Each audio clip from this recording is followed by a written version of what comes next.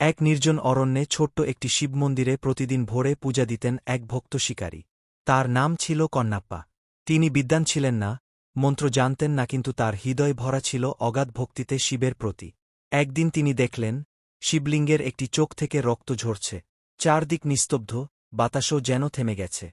কন্নাপ্পার বুক কেঁপে উঠল। তিনি ভাবলেন, প্রভুর চোখে আঘাত।